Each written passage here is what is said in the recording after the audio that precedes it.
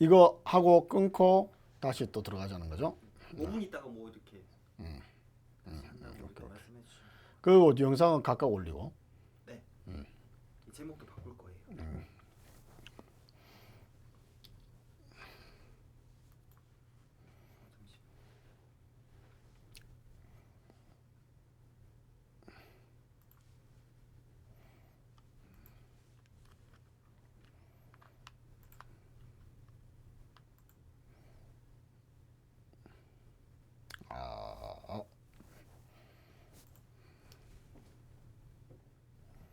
아, 1, 2, 5, 5. 저번에 연습하는 영상도 올라가던데 앞에 막 이러는 거.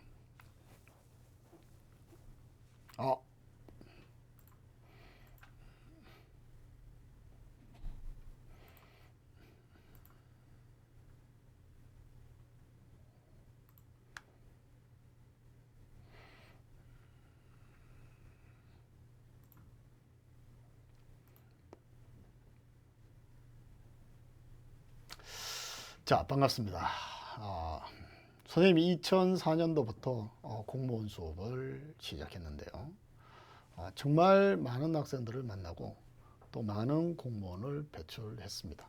이제 여러분들이 그 대를 이어서 합격의 영광을 누려야 되는데 정말 아무 생각 없이 오는 학생들이 너무 많다는 거죠. 그래서 공무원이 뭔지도 모르고 그냥 엄마 아빠가 하라니까 또는 친구가 하라니까 그냥 시작합니다.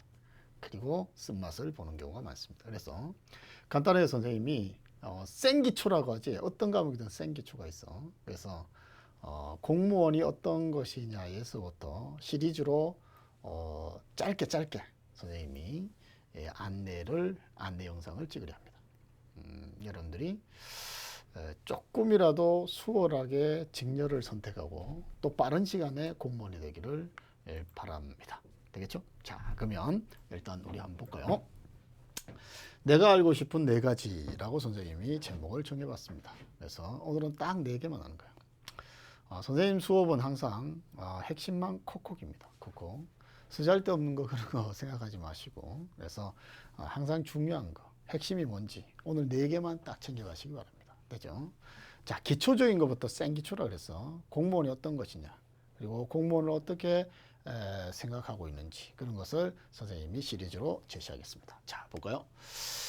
2020년 대비 공무원 준비를 위한 첫 번째 이야기. 자, 첫 번째 얘기니까 시리즈가 있다는 거지. 그래서 그냥 부담 가지지 마시고 이렇게 듣는 순간 이게 공무원이구나 라는 것을 여러분들이 알게 될 겁니다. 자, 볼까요? 국가직 공무원이라는 게 있습니다.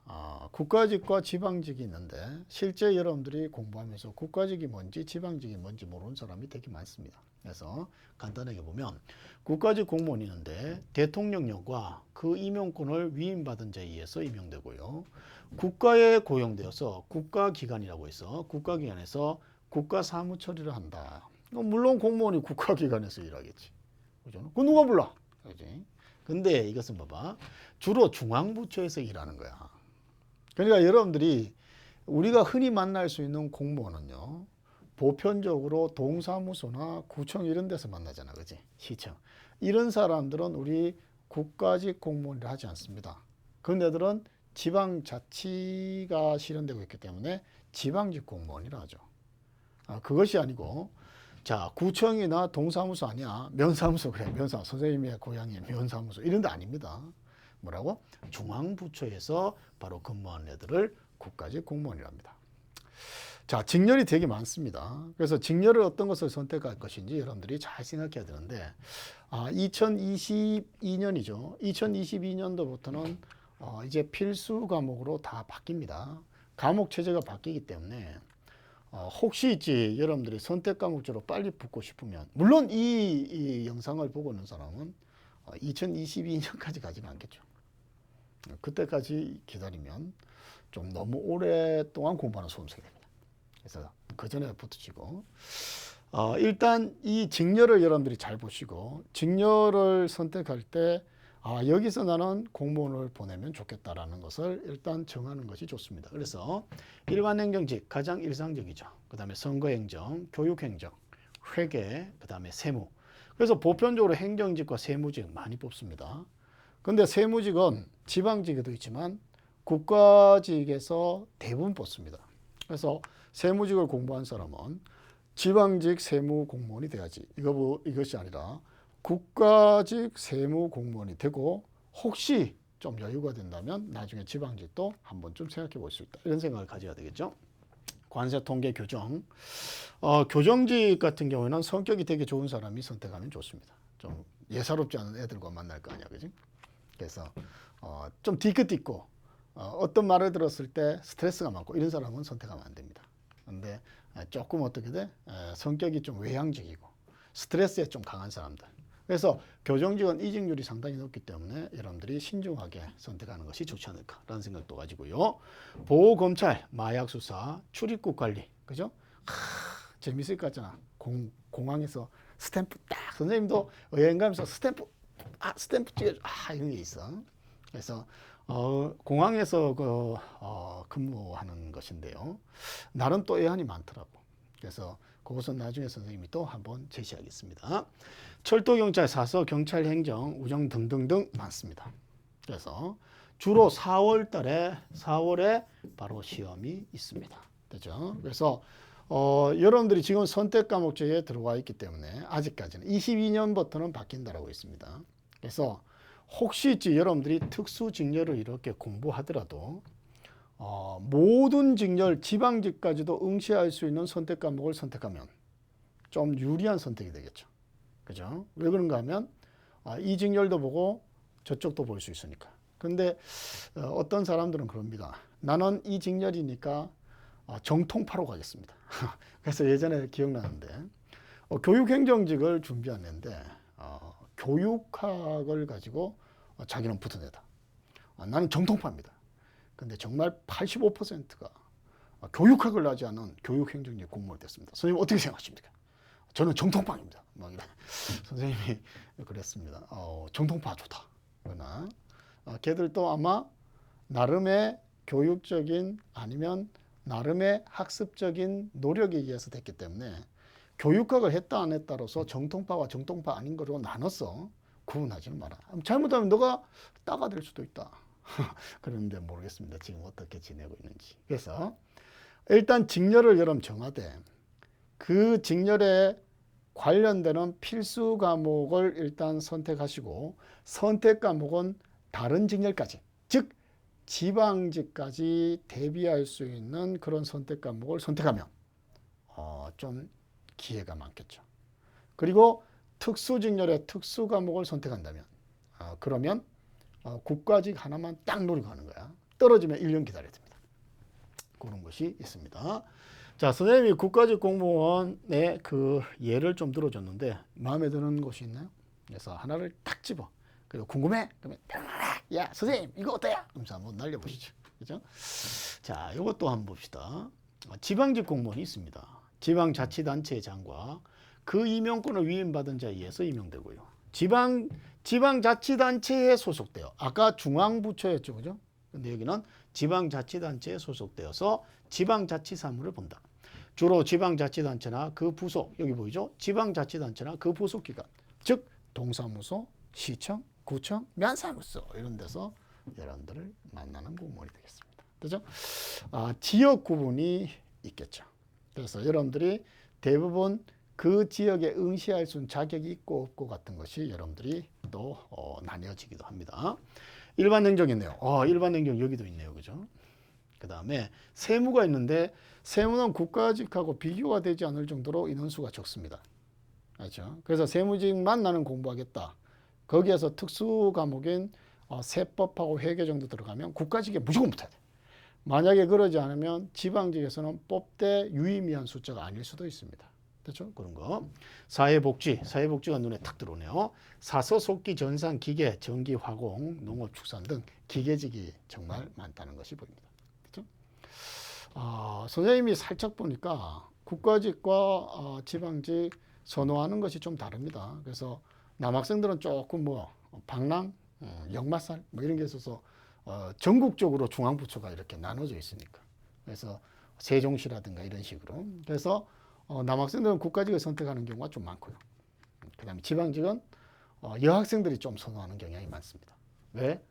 자기 엄마 아빠 곁에서 이렇게 생활하고 싶다. 그런 어떤 특징을 약간 보여주긴 합니다. 자, 그다음에 거주 제한이 있는데 국가직이나 서울시 공무원에서는 거주 제한이 없습니다.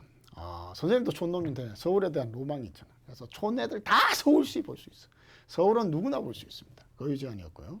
국가직도 거주 제한이 없습니다. 그러나 타 지방직 공무원은 지자체에 따라서 약간의 차이가 있기 때문에 여러분들이 보는 지자체가 있다면 확인해 주셔야 됩니다. 그러나 대략적으로 보면 그해 당예년이라고 했기 때문에 뭔가요? 2020년 1월 1일부로 거기에 바로 면접일까지 거기에 주민등록상에 주소를 갖고 있어야 된다. 그죠? 그래서 위장전입 안 된다 그러잖아. 위장전입. 위장전입 하면 안 됩니다. 그런데 혹시 나는 이쪽에 공무원이 되고 싶다면 12월 31일 전에 그때까지 1월 1일이 되기 전에 주소를 옮겨놔야 되는 거예요. 선생님이 주소를 옮기세요! 막 수업 시간에 하면 학생들이 뭔 말일까 하는데 주소 옮겨야 돼! 1월 2일 날 와서 선생님 옮기지 않았습니다. 그럼 거기를 못 보는 거예요. 그래서 놓치지 말아야 돼. 어떤 애들은 그런 애들이 있어. 선생님 막 웃어. 선생님 앞에 와서 막 웃어. 그래서 왜? 그러니까 원서 기간을 놓쳤습니다. 상당히 충격적인 학생. 그래서 선생님 그냥 안아줬습니다. 왜? 노량진에 와서 왜 공부할까? 시험 치기 위해서 공부하는 거잖아. 근데 원서 기간을 놓치도록 공부를 하고 있어. 원서를 내지 않으면 시험 못 보는 거야. 좀 특이한 학생이죠. 그래서 여러분들이 목적성을 꼭 가져주고, 그러니까 핵심적인 놓쳐야 돼. 거는 놓쳐야 되지만 놓치지 말아야 될 건 반드시 놓치지 말아야 되겠죠. 그죠? 동의 보이고요. 당해년도 1월 1일 이전까지 응시직에 본인의 주민등록상의 거주지가 3년, 즉 36개월 이상인 자에게도 거기에 주소는 갖고 있지만 갖고 있지 않지만 거기서 산 지가 36개월 정도 된다.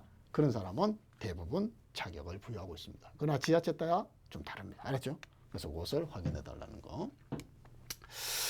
자, 시험 유형은 사지선다입니다. 4개 중에 1개.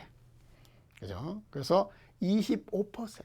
잘 찍어라. 그죠? 그 다음에 100분의 1 문제야. 선생님 이거 되게 강조해. 100분의 1 문제. 아니, 100분의 100 문제. 한 문제 아니지.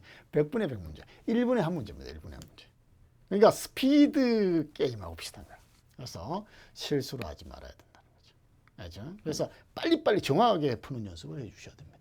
그래서 5과목, 과목당 뭡니까? 20문제를 풀게 되는 겁니다. 그죠?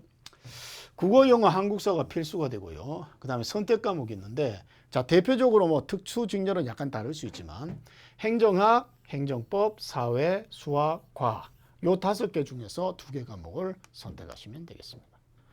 조정 점수가 들어가기 때문에 신도 이 점수를 정확하게 예측할 수는 없습니다. 그러면 어디까지 볼 수 있냐? 자, 선택 과목의 선택 기준은 어디까지 볼 수 있냐? 내 이 선택 과목을 선택하면 어느 직렬까지 내가 볼 수 있는지를 딱 생각하고 그것을 선택하는 게 좋습니다. 알죠? 그리고 2022년도부터는 이제 행정학, 행정법이 일반 행정직에서는 필수로 바뀌기 때문에 그 전에 승부를 끝내야 됩니다. 그리고 2022년도에는 또 선생님이 이 과목은 이 직렬은 이것만이다 라고 따질 수 할 거야. 그지? 그것이 보이고요. 한 과목으로 40점 미만일 때는 과락이 됩니다. 됐죠? 출제 기간은 국가직과 지방직에서는 안전행정부 인사혁신처에서 제시하는데 거의 이제 지방직하고 국가직의 유형이 같습니다. 출제 위원도 같습니다. 그죠? 그 다음에 서울시는 서울시에서 제출하는데 이 출제를 하는데 제출이 아니죠. 출제를 하는데 서울시 출제는 아주 독특한 것으로 가는데 욕을 많이 먹었어. 그리고 박원순 시장이 예전에 선생님한테 배운 애야. 7급 배우던 내가 페이스북 친구가 된 거야. 페이스북 친구가 돼서 아니 다른 직렬은 전부 다 문제를 공개하는데 왜 서울시는 안 하나요? 서울시가 그때까지 공개가 안 됐거든. 그때 박원순이 바로 답변이 왔어. 박원순이 했는지 그 밑에 있는 사람이 했는지 몰라. 실제 선생님한테 배운 애한테 문자가 왔어. 뭐라고? 내년부터 출제 공개하도록 하겠습니다. 이렇게 했어. 진짜요. 이거 싫어합니다.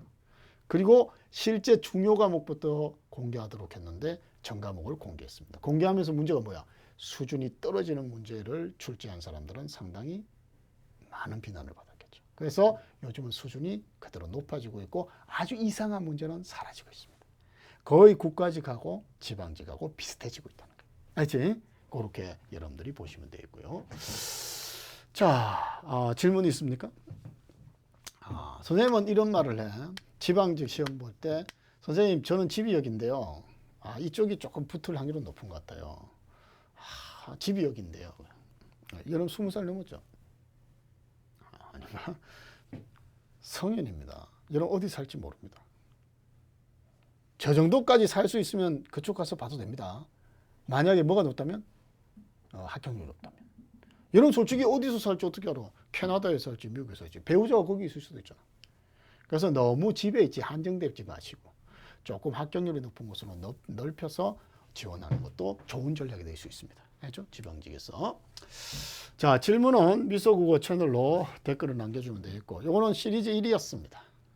나중에는 이제 강영렬의 에피소드 또 이런 학생들 아주 독특한 학생들 아주 또라이 이러면 되는 거 또라이 아닌가 싶은 애들 그런 애들을 바로 사례로 들어서 조금 더 재미있게 진행하고자 합니다. 좋아요 꼭 눌러주시고 구독 사수하셔야 되겠죠. 알림도 딱 눌러서 앞으로 아주 유익한 채널로 여러분들이 만들어주기 바랍니다. 안녕.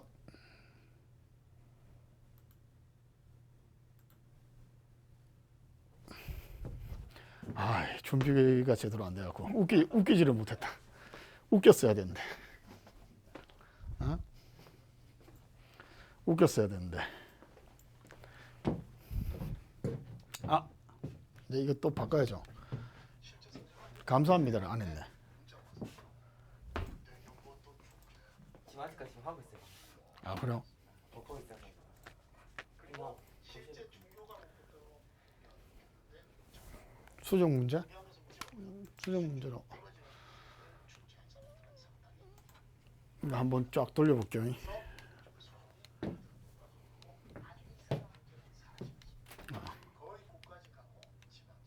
아직도 진행 중이에요, 저렇게. 먹고 있어요. 자, 질문 있습니까? 선생님은 이런 말을 해요.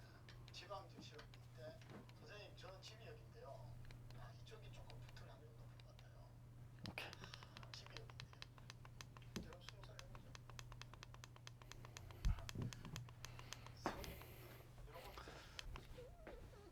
오케이. 이 정도까지 살 수 있으면 그쪽 가서 봐도 된다. 만약에 뭐가 높다면? 라이브 시청하는 애가 있어요? 6명 들어왔어요. 6명? 네. 좀 많아졌네. 6명. 이게 6명. 저번에 한 명.